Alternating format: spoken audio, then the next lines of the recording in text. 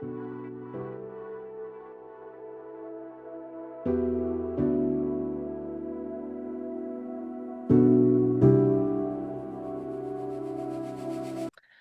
and welcome everyone for this episode of In the Flow with Robin Wilch, your spiritual CFO, and myself, Jessica Kay.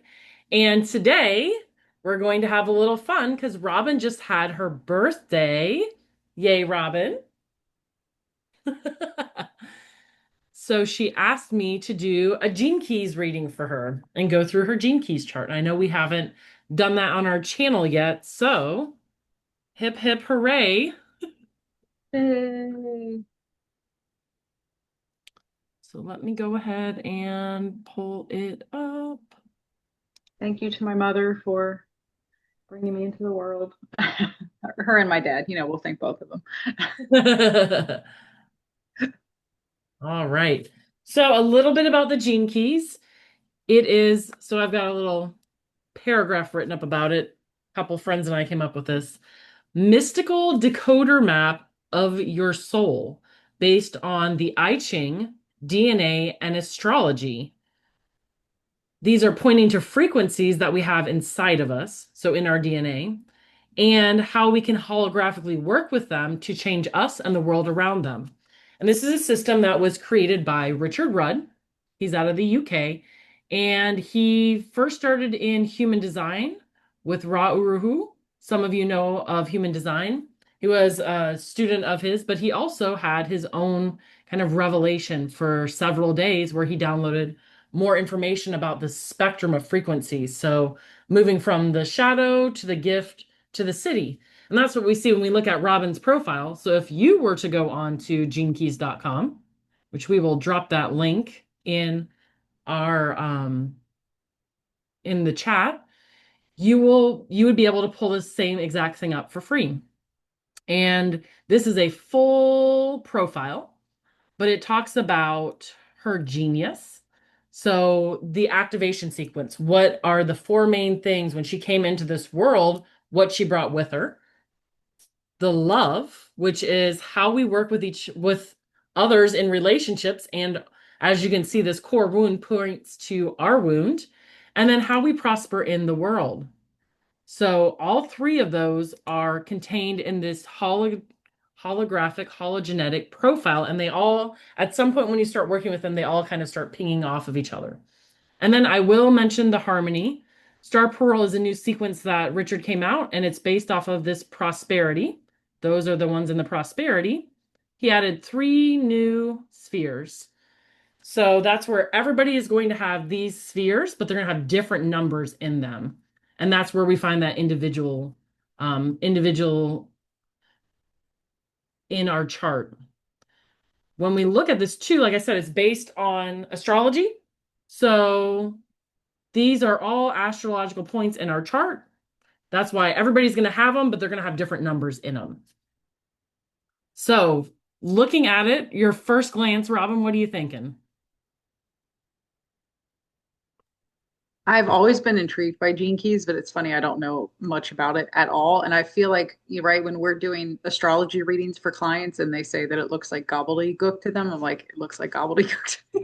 Yeah. So I'm excited for you to decode the mystery and explain to us, yeah, more information, and also obviously to dive into mine. I feel like when we have our birthdays, like it's such an opportunity to, to look at these things, and see what's going on, because I definitely feel a shift around my birthday. So thank you, Jessica. I'm very excited. Yeah, definitely. Well, and you bring up a good point, right? Like our birthdays are our power days. It's when we came into this world, when we were manifest here. So yeah, taking this time to look at your natal chart or deep dive on a new system, any of that is a good idea to start cracking that, what you brought in with you, those gifts that you brought in with you. So yeah, and also I love that you said that. It looks like gobbledygook, like because it's a lot of information. And that's what I will say in general about the Gene Keys. When I started, I don't even know how many years, 7 to 9, something like that ago, I was intrigued and completely overwhelmed. I was like, this is really cool, and I have nowhere to start. And that's what I'm hoping to is give Robin some information about, the different planets and her different gene keys, but also to kind of demystify this in some ways so that people don't feel so overwhelmed. And the Gene Keys has also done a really good job of like they have a couple starter courses of like a, a 3 day course, a 7 day course that are free so that you can kind of figure out how to get into this stream of wisdom. So and I love this profiler right here because we've got all of it, but then we're just gonna drop it down, drop it down to 4. So, as I said, all these points are based on astrological points in your chart. So, this right here starts with your sun. And if we look at your sun on the day you were born, where that is connects to this in the sky. So, each one of the gene keys is at a different astrological point, goes around the entire circle, around the entire sky.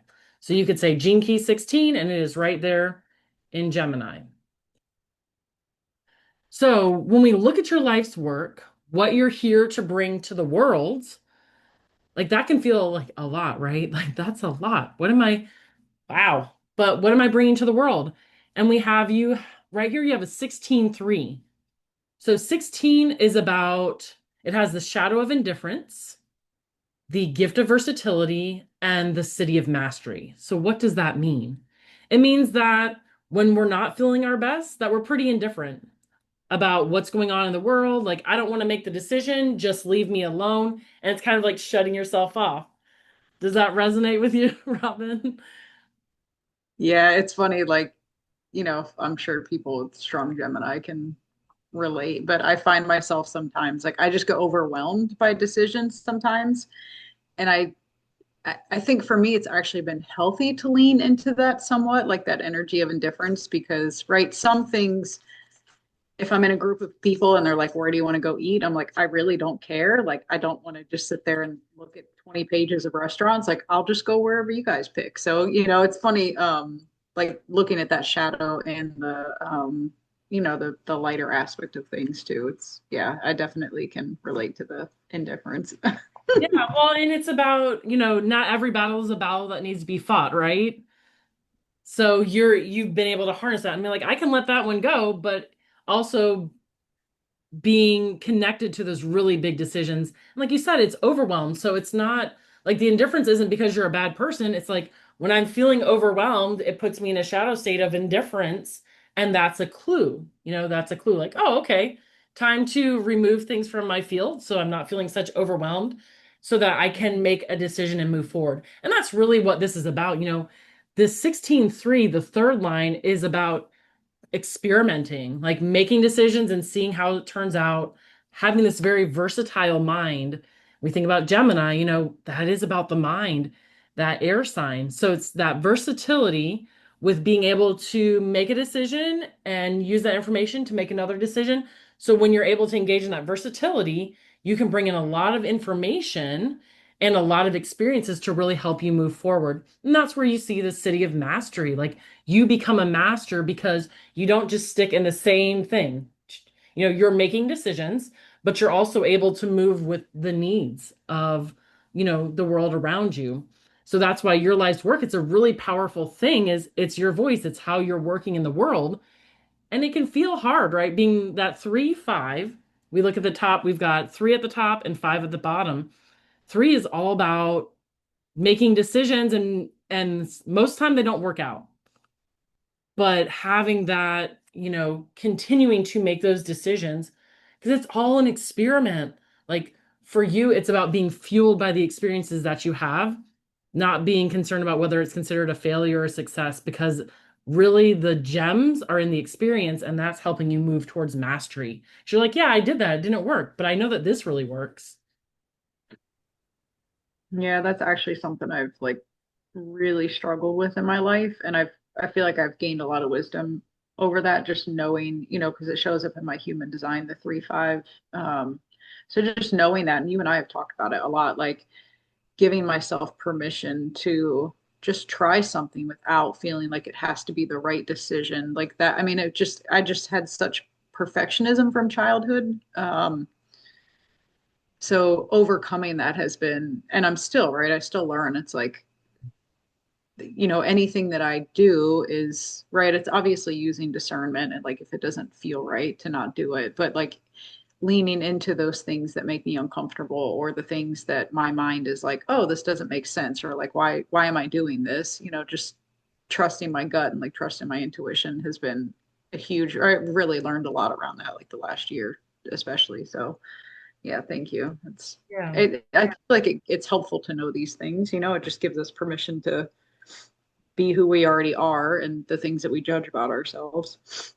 Yeah, well, and that for me, that's what Gene Keys helped me with was validation. Like I really understood my shadows very well, but I didn't know where to go from there. Like, where do you go from there? And that's where that spectrum helped me. Like, oh, indifference.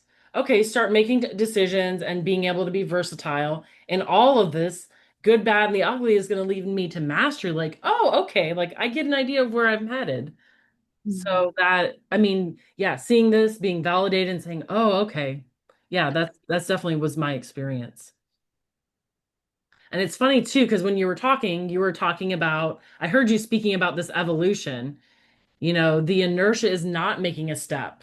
But when you start making one step at a time, I don't know where it's going to go, but eventually it leads towards something. And that's where that invincibility comes in. Like, no matter what's going on, I'm just going to keep taking one step in the right direction. There's that three line energy and experience. It's all about putting energy towards the experience. So, yep, I don't know where this is going. I'm going to trust and surrender. I'm going to take the next right step. And I know that eventually it's going to lead me where I need to go. And that's part of that evolution is surrendering into that next step, that divine Mhm. guidance. Yeah, that's interesting because I always say that that's like I call it my stubbornness, but it's like my ability to keep going, like even when things feel really challenging. Like I'm thankful that I have that ability for sure. Because it has kept me going through some really crappy feelings and experiences. Yeah. Definitely. Well, and I have this nine in my chart three different times. So it's like really like if I let myself get bogged down into the dumps, I'm gonna be stuck. But if I can just keep moving, and for me it's not quite as easy as it comes through for you of just like continuing. Like I get bogged down. And I'm like, okay, can I just make like force myself to make a step? So it's great that you really like see that. And that's another thing that I've heard people say too is like, oh, I thought that was a negative quality. It's like, no, like this is your positive quality. Your determination is not necessarily stubbornness, but it is continuing to move forward because you know something else. It's latching on to hope. You know that something else is around the corner. So Yeah. it's really beautiful. I mean, there can be a shadow aspect to it too, because I'm like a dog with a bone sometimes. It's like the thing that I should, which, it does in hindsight, it's like I would rather give my all and like really try towards something and have it fail than to go like half-assed, even if I look back and I'm like, oh, maybe I should have given up sooner than I did. I'm thankful that I have that ability, yeah. But it can also, right, like it's anything else where it can have the shadow aspect or it's like you're just holding on a little too long. Well, and it's that three, right? Three is all about the experience. You're going to keep following after that line three. You're going to keep following after that experience until the energy has run out of it. And you could look back and say, yeah, I probably should have ended that 2 months ago, but that's like the wisdom that you gathered from it. So you're like, okay, I've got that in my toolbox now. Now I know. But before I didn't, so I had to keep going until I knew. So there is this beautiful like, and that's, the three can be really challenging. It can just be so challenging for people. Who are like, do I really have to keep doing this until I figure it out? And sometimes you may not figure it out, but that's like, it's about the experience. Like you're gathering this experience. And knowing that, they also say the line three, like the gift of the line three is humor. So Mhm. just being able to have humor about what you're going through, you're like, yep, I'm going to keep doing this, even though I know, who knows? But it's just like, but this is who I am. And there's a part of you that gets lit up by continuing along and having these experiences, right? I definitely do have the sense of humor. uh, So we can move on to the radiance, and this is the spot. This is the ancestral spot. So it's really interesting. 37.5 is all about male female balance. So we've got a couple of them. 16.3 was about male female balance in the collective. 37.5 is about male female balance in the collective. It, of course, has different keynotes. And for this one, it's like, so radiance is about like your ancestry. So what you're bringing into the world. And it's also like how you shine out into the world, like your aura, your presence. So it really speaks to this idea of, we've got weakness. Well, what is weakness? When things are out of balance, when there isn't equality. And so it points to this rising feminine energy and this softening of the masculine energy. And that's where we get that tenderness. So, yes, out in the world, but also inside of ourselves. Like, is there balance? Or are we having a moment of weakness? And are we able to allow the feminine yin to rise in us and soften and bring tenderness to that masculine aspect of ourself, creating this really beautiful balance inside of us. And for you, you have line 5, and also here it says impact.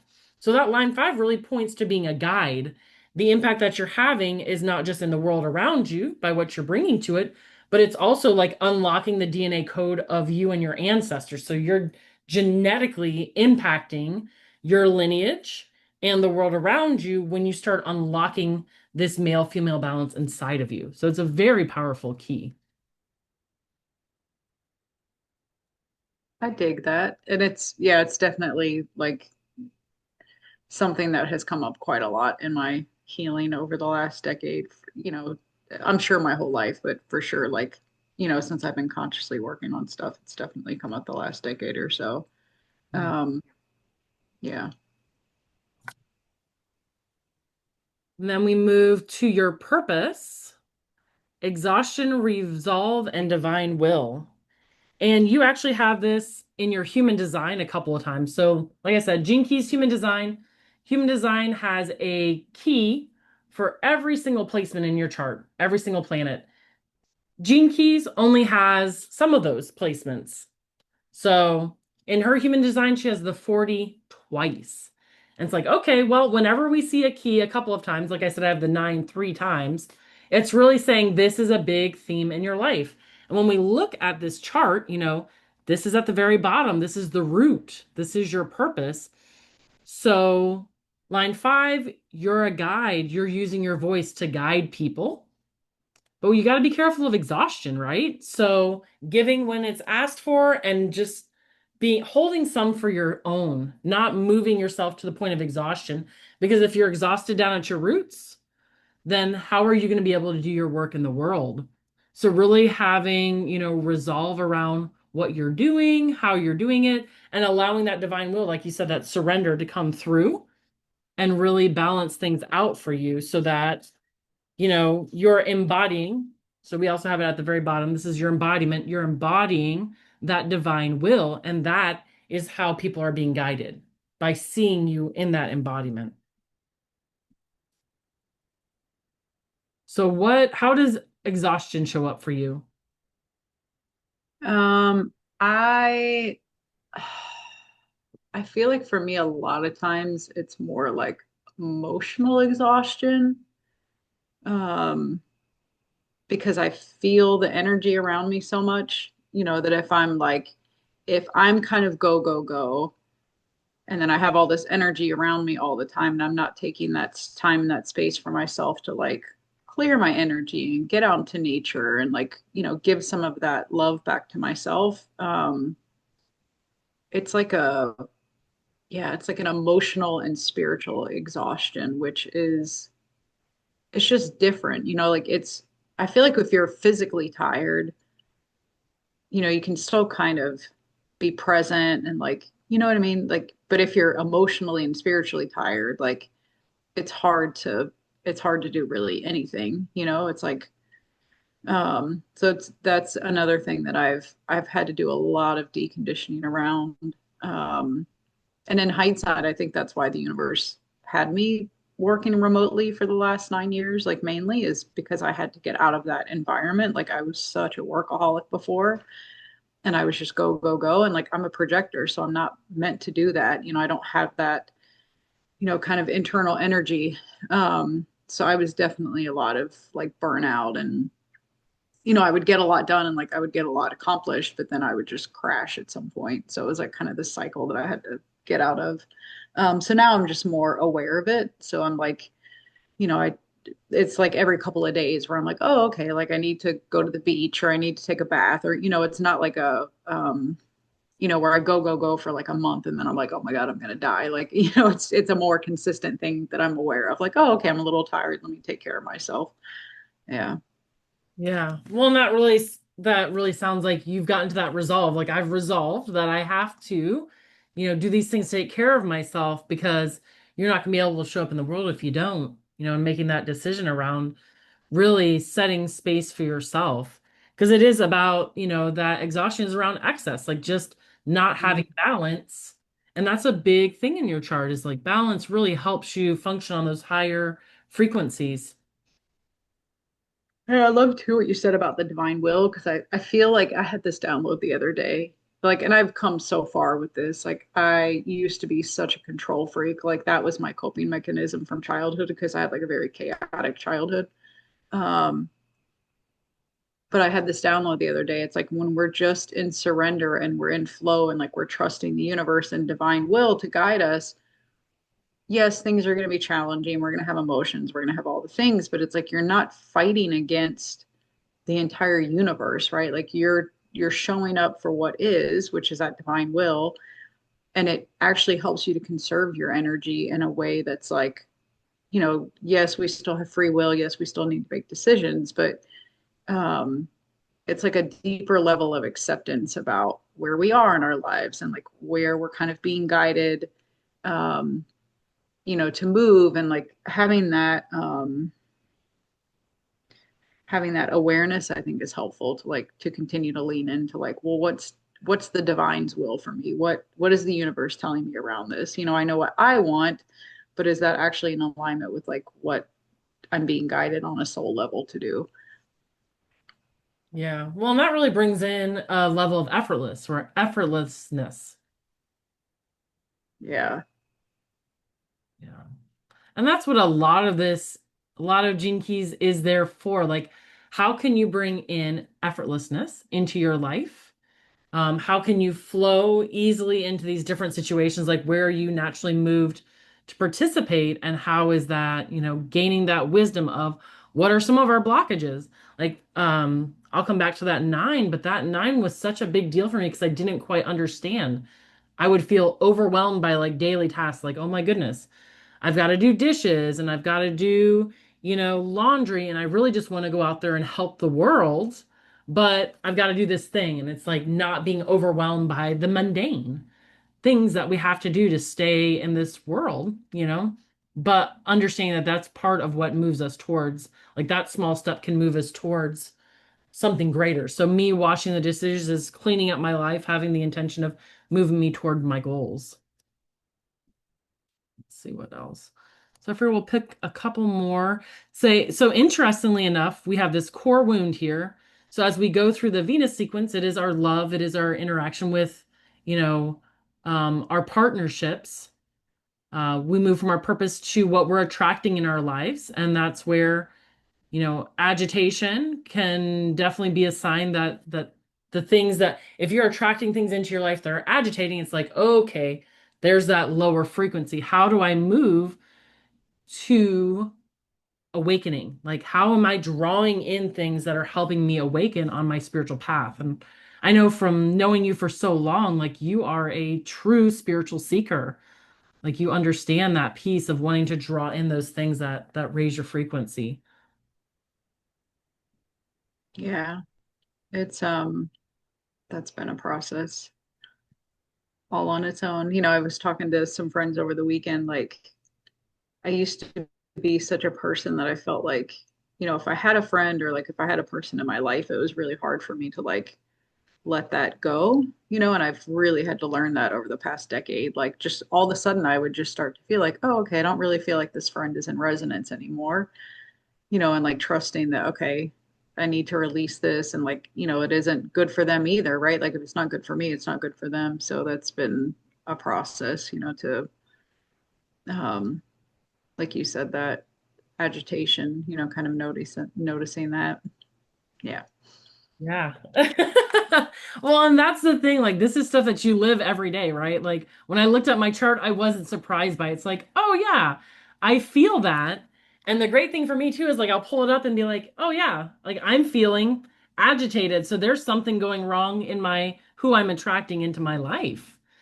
And for you, it's a second line. So that is these one-on-one relationships, and whether it's I know some people will say this is definitely intimate relationships, but I think it's also has to do with one-on-one relationships, like anytime, for especially for you in that second line, whether they're romantic or not. It's like, what are those partnerships? And that agitation is going to show you that it's either time to heal or let go, and maybe healing is letting go.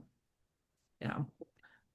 When we look at these spheres, we've got so this is the core wound. This is the wound that we're born with. And that has line two also. So having victimization in relationships, feeling stuck, not feeling like they help lift you to that freedom, right? You're looking for a relationship that brings you freedom, freedom for you, freedom for your partner. And so that's where that is your core wound. But when you're able to work with that at the highest frequencies, that's your vocation. Like that's what you're bringing to the world, is teaching people how to find freedom in relationship, in having these, in these dyadic interactions. And line two is that ease. Like you have the ability to do it with ease, but there's also that denial. Like maybe this relationship isn't so bad. And you're like, yeah, maybe it has. Maybe it's reached its peak. But that's also, I will say, that may be in the line two with relationships, but because you're a three and you have so many threes in your chart, you're going to be the person that experiments and says, okay, well, if this is different, then what? If this is different, then what? So you're going to be in there experimenting and seeing, and at some point you will be done with it. At some point you definitely will be done with it, because that's what I've heard from people that have the line three a lot. Like, am I ever going to be done? It's like, yeah, you're going to Yeah. have such clarity when you're done that you're done. But until then, you're going to see what that looks like. Can it be different? Hmm. Yeah, it's funny because that concept of ease and partnership has come up for me recently. I'm like, I just talking with people, like I'm single right now, but just talking with friends that are in relationships, or like it really, as human beings, I think we do make it harder than it has to be. It's like we start out really loving this person, right? Like you meet this person and you're all like goo goo gaga for them. And then over time, it's like, oh my God, they didn't pick up their socks, or they didn't do this, they didn't clean up after themselves after they cooked. And I'm like, okay, this is something that you really desired like 5 years before you met the person, but now all of a sudden there's socks on the floor. It's like the end of the world. You know what I mean? It's like we're just so cute as human beings. So I just started to think about that. I'm like, what if we just had more ease in like our partnerships and our friendships. And so that's ironic that it's coming up here too. So that's, I love when that happens, because I really was just kind of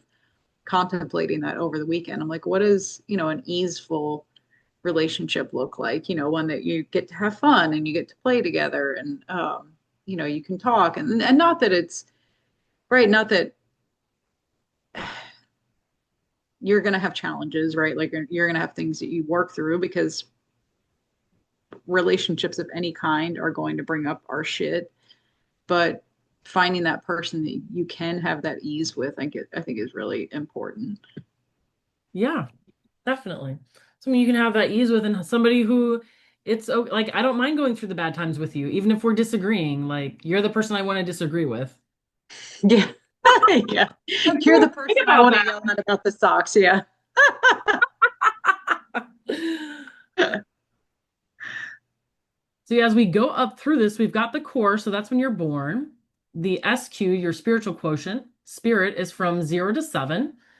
So really, like, was there limitation? Was there certainty or uncertainty in that beginning part of your life? And looking at how that, looking at bringing realism to that. Like, so how much, at the age of between 0 and 7, like how much were we aware of the reality of things? How much was Mm. obscured?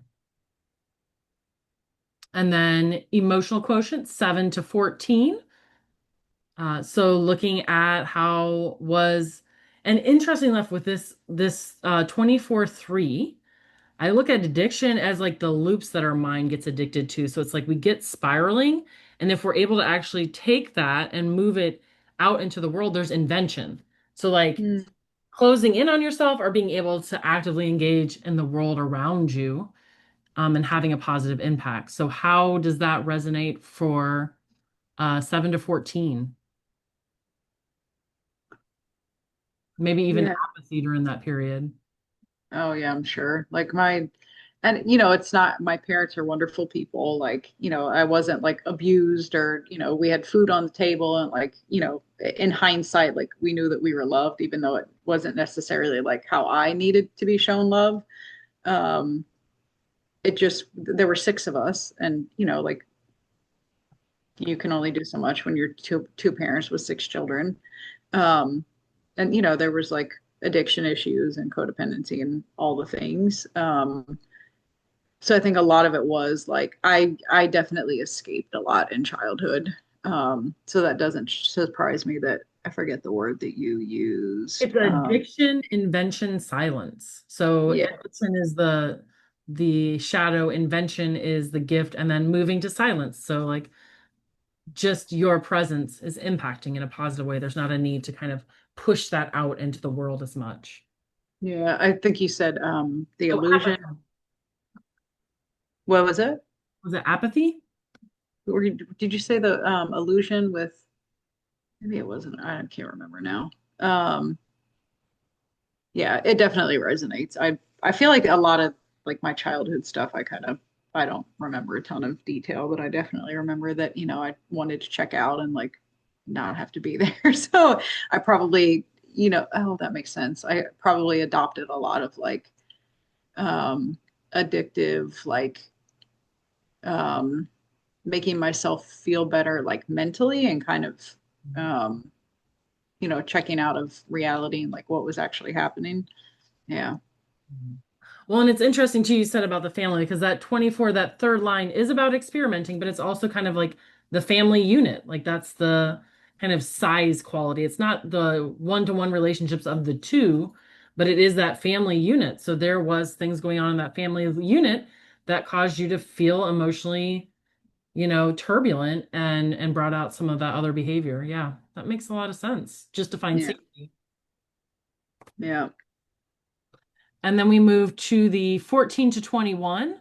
The 2 2, so then in the relationships, feeling dislocated, not feeling like you were oriented in the right place.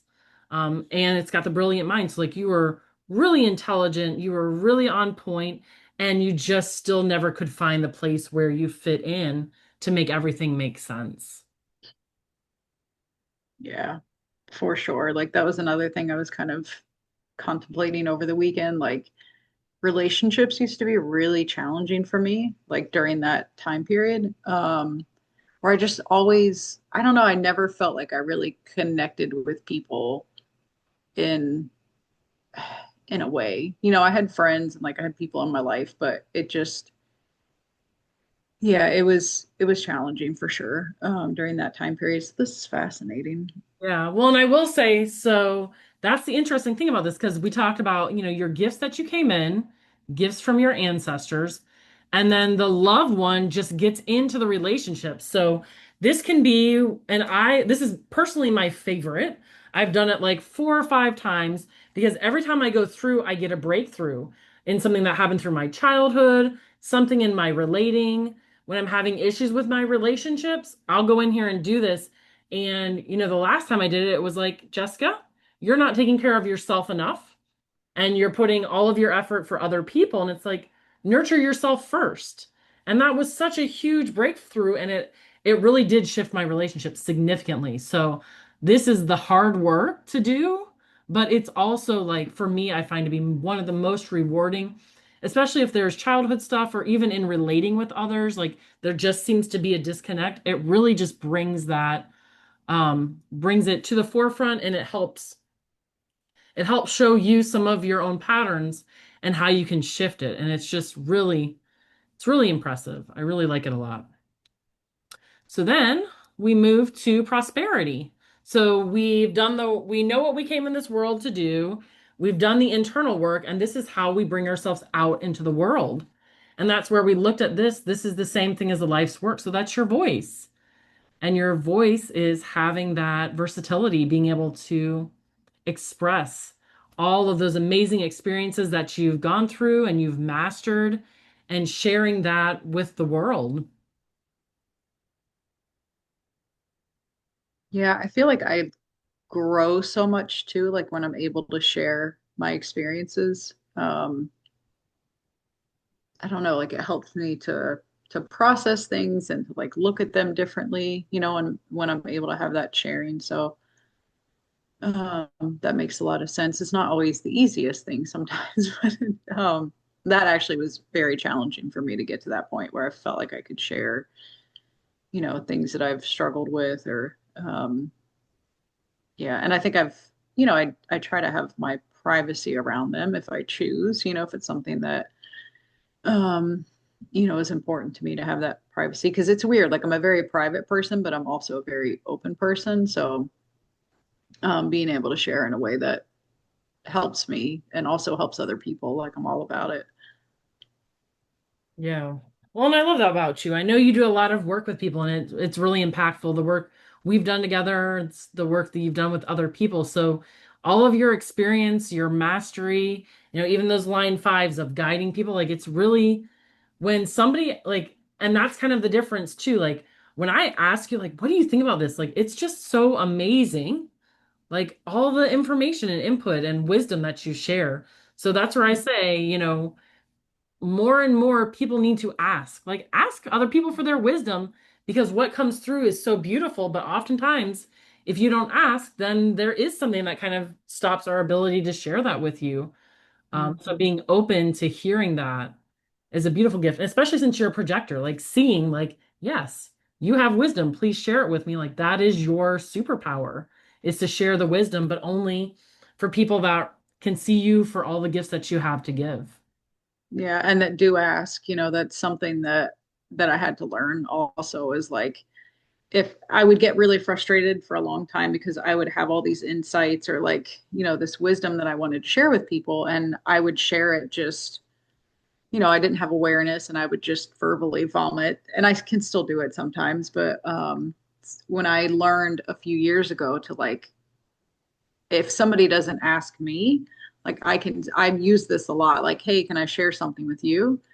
And that gives the person the opportunity to say no, I don't want to hear it. Or, usually people are pretty open. But I need that invitation. If not, I could just be like wasting my energy telling somebody something that they don't want to freaking hear. So I've learned, like I don't need to. And again, it's not perfect. I definitely can still, if I'm feeling like pretty froggy about something, it just comes out.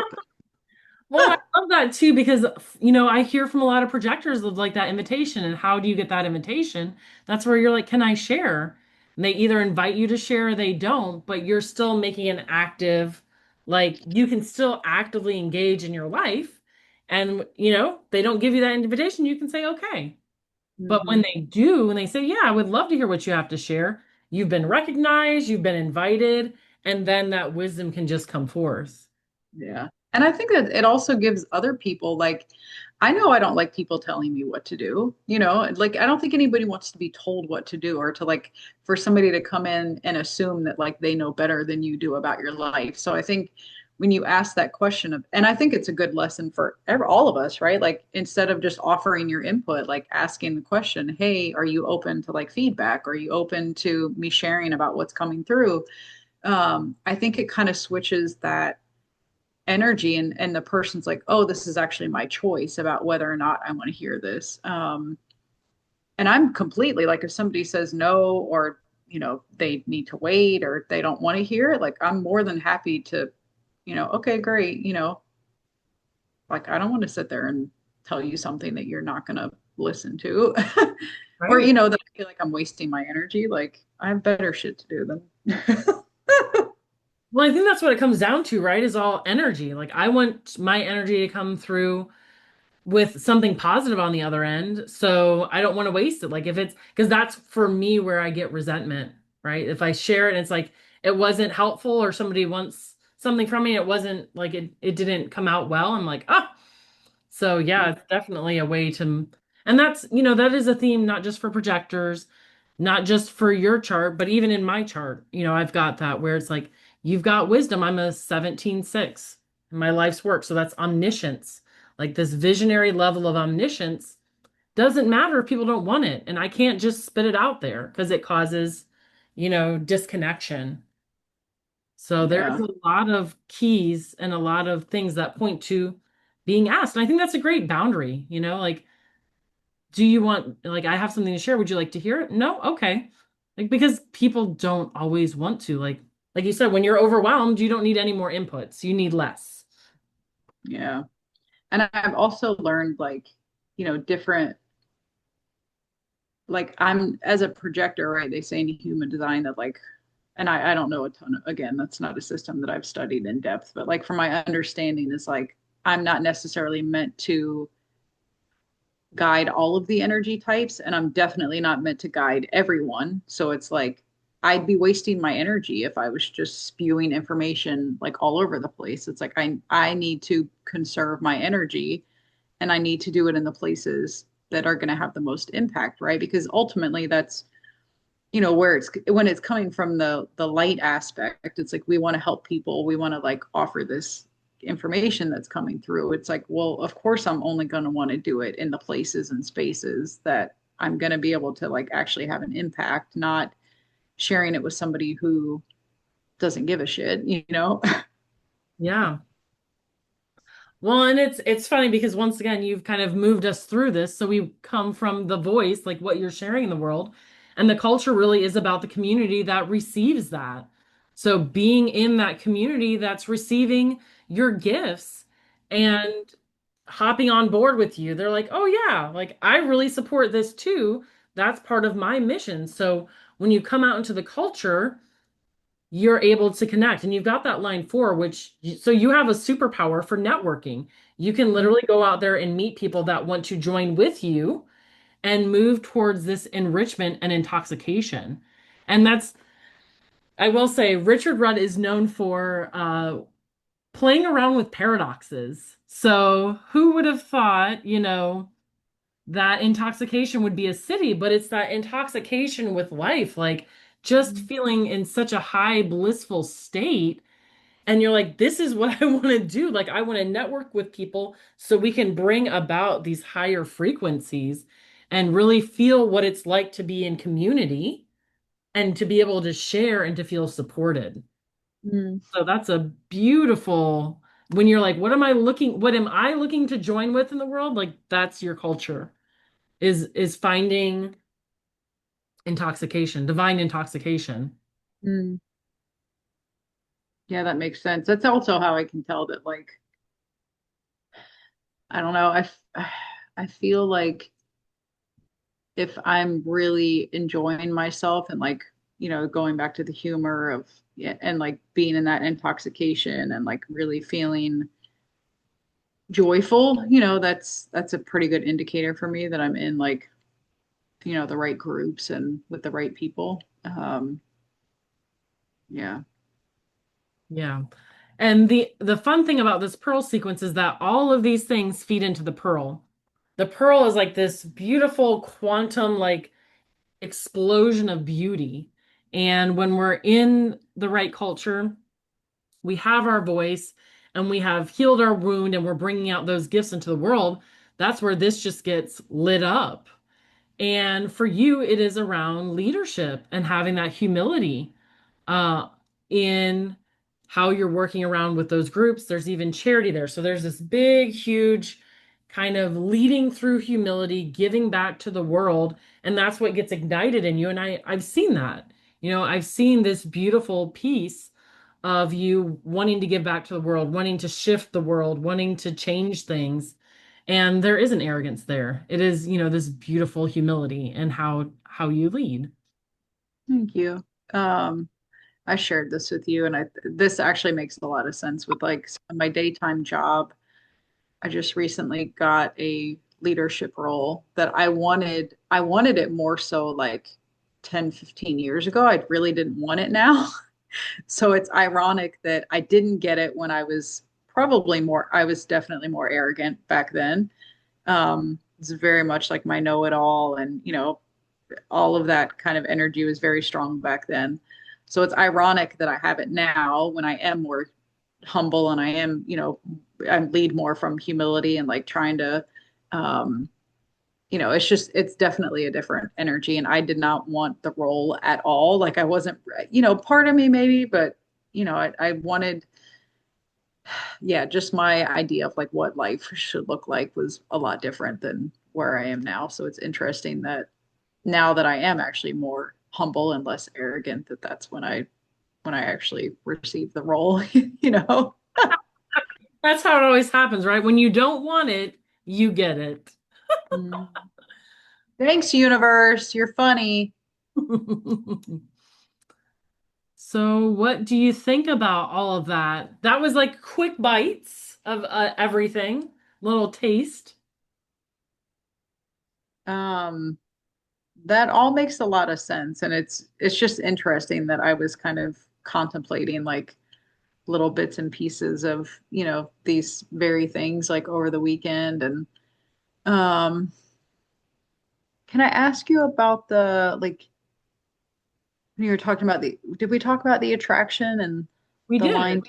Yeah. the line two, and I can let me look at 51 a little bit closer. So, there's also like lovely books. So, Mm, there's Richard has so much information in all of this, and that's where when you look at these profiles, you can see like it'll ping things just from your experience, but then going into the book and reading it and like it just starts unwinding things inside of you. I've even heard people say that like they look at the chart and they hear a gene key and like physically they can feel things moving in them. So it's mm. very like holographic quantum kind of experience with this. So Well, and it's funny because a friend gave me the book, so I do have it. So I'm gonna pull it back down and start reading some of these again. yeah, so this is this agitation. Let's see. Simple. Oh, that's funny. So agitation to initiative to awakening. And the interesting ways, so we're looking at your attraction sphere, like what you're attracting into your world. And I want to say this is based off the moon. Let me look at the attraction sphere. Yep. So this is based off of the moon 88 days before you were born. Hmm. And that's where it's like the life's work and your evolution is the sun and earth position when you were born. This is 88 days before. So there is some wisdom on that. You know, it's almost like your conception moment, almost when your soul kind of came into the body. And so it's your magnetism, your chemistry, but the moon is also the emotions. So, the emotions of your mother, of you in the womb, like it gets really kind of wild. If we think of that, like what emotions attracted you into the womb with your mother, and then how was that playing out into the world after you were born? So it's a pretty loaded one, and it can be very intense. And with this, I say too, it's like you can touch these very lightly because it doesn't take much to open up like, oh, there's a lot behind it. But also if you touch it lightly, this idea of agitation, at a certain point of agitation, you start taking the initiative, right? Because there's energy behind it. So it starts moving you in the direction of making decisions, Mm, making changes, and then that's where the awakening comes. So it's very much like you said in your relationships, like you've had relationships, you've had friendships, you've had interactions where there was agitation and you knew it wasn't quite right. When that built up enough, there was the initiative of separating it. But it took a little bit. So that's kind of like, and Richard likens it to the idea of like agitation, like diamonds come from coal. So that pressure, that agitation can come into a gift. And for you, this agitation goes on long enough, and then you're like, I'm done. Now I'm going to do something about this. Um, so, you know, you could even say it's interesting how this works because it could be internal agitation. It could be agitation in your relationships, but also attracting agitation. So Mm, when in any of these keys, that shadow is probably inside us, but it can also show up outside of us. So how are we dealing with that external agitation? Are we being drawn to it? Or are we saying, you know what? I see that agitation and I don't need to go near it. I don't need to have that in my field. I'm going to take the initiative and move in a different direction. yeah. It's so fascinating how this all shows up inside us, outside us. Um, for me, I have provocation. And it's like, oh, I can make, you know, I can provoke people, but also people can provoke me. And how Hmm. do I deal with that? Like, how do I deal with it when it's coming outside? Or if somebody is provoking something, in the past, I'd be like, what's going on? Like, there's some provoking going on. Now I'm like, nope, I see provoking going on over there, and I'm going to go away from it. Like, I'm not going to be drawn like a, you know, fly to the light. So Mm, that's the interesting thing about that agitation, right? hmm. Yeah, it's funny though because I was thinking about that literally like the last couple of days that I used to always think there was something wrong with me because I would see these other people in life, right? Like they could get along with other people and they were just, like relationships just seem so easy to them, right? And I would always find myself annoyed or agitated by people, like just little personality quirks that people had. Like it just would, they were things that like over time would just really like grate on my nerves. Um, which is interesting, right? I feel like part of that is something I had to learn and heal, because I was attracted to it. And then part of it for me is also like on one of the other, like with the exhaustion, it's like, oh, that's actually an indication that I'm like too much in somebody else's field or that I probably need some alone time. I probably need to like, come back to myself. So it's interesting that, it's just interesting that I was again contemplating all these things like over the last couple of days because I knew we were doing this today, but I didn't know anything about what we were chatting about. So I always love it when the universe like gives us those little contemplation points and then we have like a point of reference or awareness around it, that we can go research more and like look into. So yeah, thank you. That makes sense. Yeah, definitely. Well, and it is. That's where one of the things I can say I've studied a lot of different systems and done a lot of different things. And like I said, I've done the Venus sequence 4 times. I've gone back in, and every time I can listen to the same recording and something else stands out. I can read the same pages in the book, something else stands out and something else comes forward to be healed. And it's Hmm. like, there is nothing else that I've worked with that I've had the longevity with. Because oftentimes I'm like, okay, I've learned everything. You know, it's not doing it for me anymore. You know, it's not activating things inside me anymore. And that's where Gene Keys just, it keeps bringing you down to the next layer and the next layer and the next layer. Um, and that's why I love it. And even looking at your chart, reading your chart for me, it's like hearing your life experience, it's unlocking things inside of me. And it's like, oh, you know, Hmm. we have all of these inside of ourselves, even if it doesn't show up in our chart. So there is Hmm. some resonance with our experiences. Um, and it does. I really I love it because it unlocks and it brings wisdom and knowledge. Hmm. Yeah, I think that's another fascinating, and not always, but like, I mean, wouldn't you say that when you're doing readings for people, I feel like I'm always learning something about myself when I'm holding space for someone or when I'm doing a reading, like you said, like even if it's not showing up exactly like mirroring that client's life, situation or what they're going through, it's like there's some pearl of wisdom in it for us as well, which is just so beautiful. Like, um, to just right, like to be able to give back in that way for others, and then also to have the clarity and the healing that also comes through for you, because that's not why you're doing it, but it's just cool. It's like, oh, okay, this makes sense.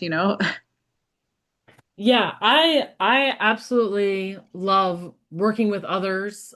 Even when I don't have clients all the time, like even when you and I trade, I realized a while back in my own evolution, and I don't know if it's because of my astrology or where that lands, but when I'm feeling stagnant in my own spiritual growth, if I work with others or read their charts or whatever, like it almost always catalyzes something in me and helps me move forward. So for me, definitely doing readings, working with clients helps me grow and learn.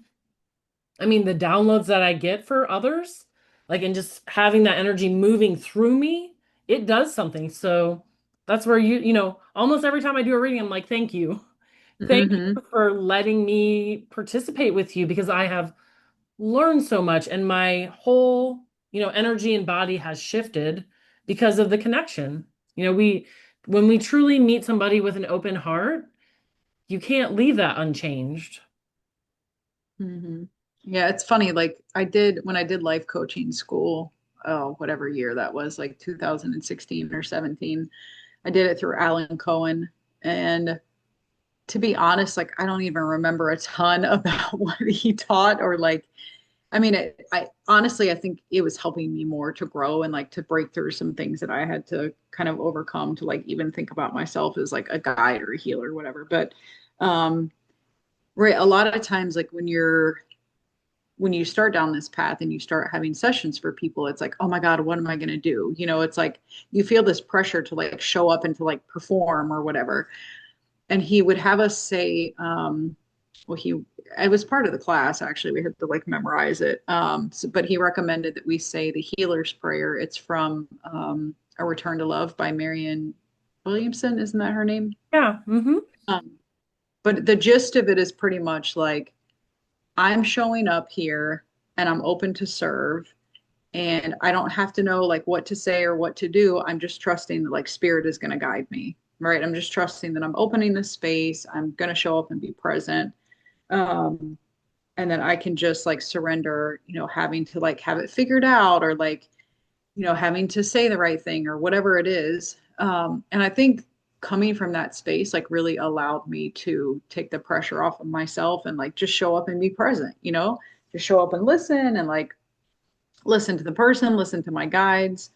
What do you like? What's helped you with that, Jessica, with like Yeah. showing up and Well, I would say I still, like, I won't lie, I still have it. Even before this, I was like, oh my goodness, you know, let me do some work. And I always do a little preparation.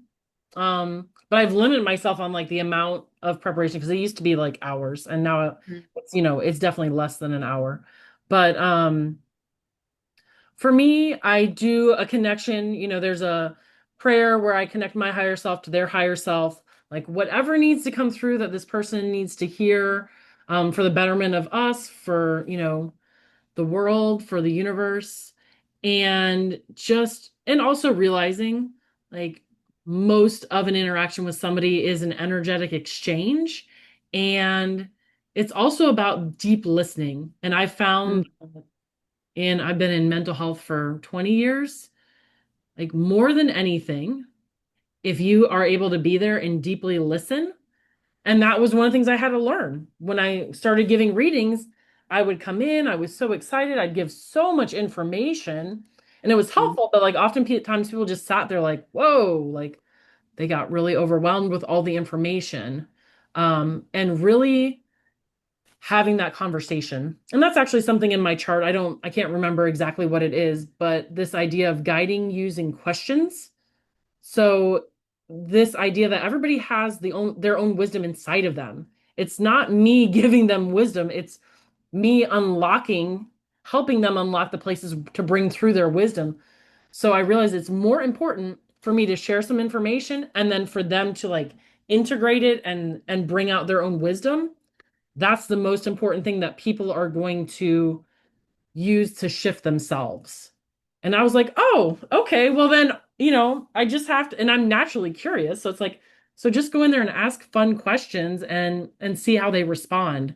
And I've really found like have these beautiful conversations with my clients and they open up in new ways. And we may not cover as much material as I would think, but they are so satisfied and they're like, okay, once I've digested this, I want to come back. And I've started having more repeat customers like, hey, I want to go to the next chunk. And I'm like, that feels so good to know, like, I gave them exactly what they needed to work with. And then they came back when they were ready. And it's like, nobody, like you said, nobody wants that overwhelm. Nobody Hmm. wants an over like heaping plate. Like, give me what I need and let me work with that. So just Yeah. allowing people's sovereignty and the access and what I bring to the table. And that's like, oh, okay, it can be easy. It can just Hmm. be, a few handfuls and this really beautiful interaction that helps unlock something. And that's all they want. You know, Yeah. I want to come away from a reading feeling transformed in some way. I don't Hmm. think that's too big of an ask. Right. I mean, I don't think so either. It's funny, like the clients that I really enjoy working with are the ones that like I see them about every 3 months and like look at the astrology. It's like, okay, what's happening like over the next 3 months? Like let's look at the energy that's shifting. Let's look at like what your lessons are, what could be a challenge for you, like what's an opportunity. And I feel like that is such I don't know. I like you said, it's like that the amount of information that we can actually consume and right, like I used to, I don't know. I don't know if I was ever a person that I planned goals like super far out, but I find myself less and less like being a goal person.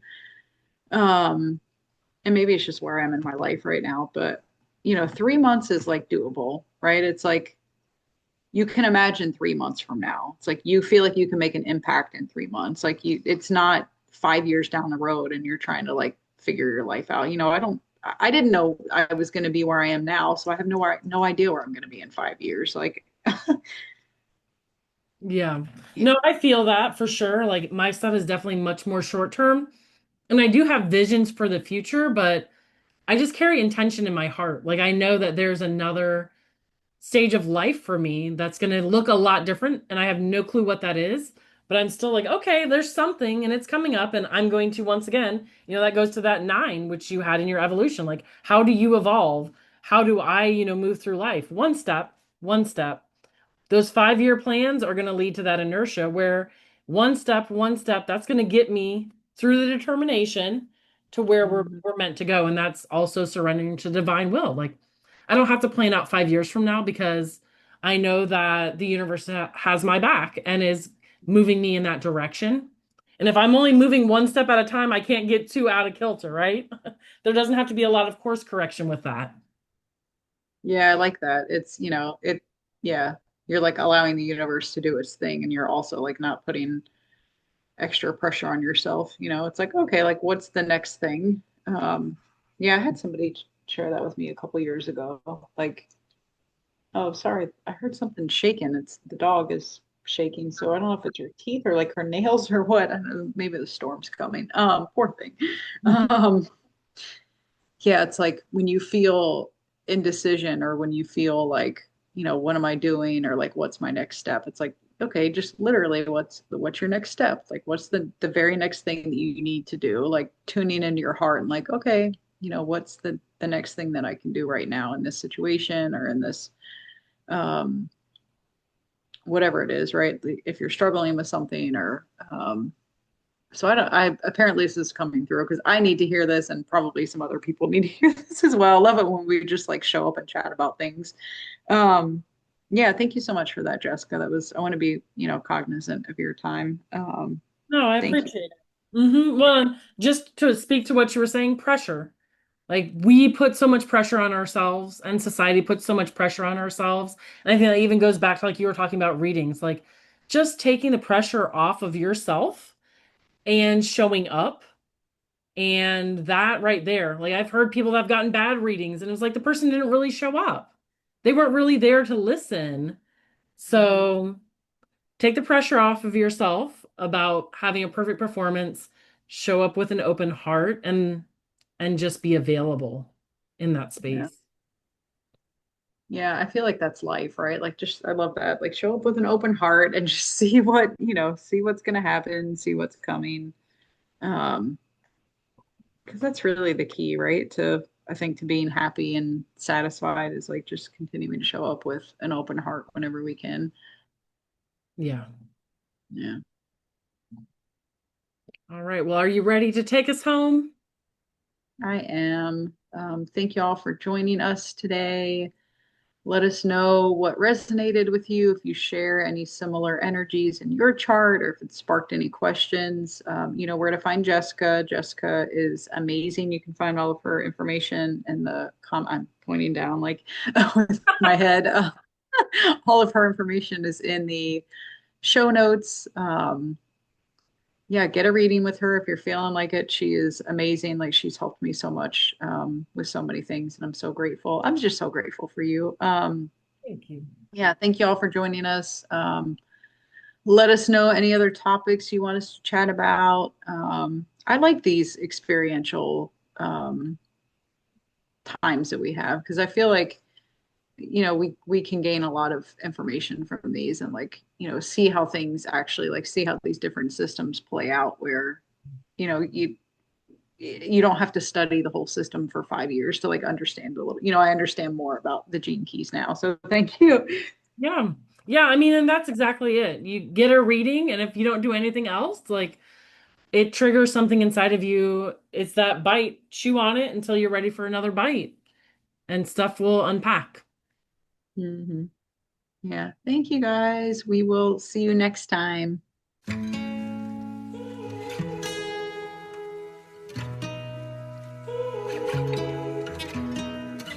I can see the stars align, dance around the moon every night. And now my eyes are open wide, and the sky has never looked so bright. And I don't need to see the road to believe, to believe.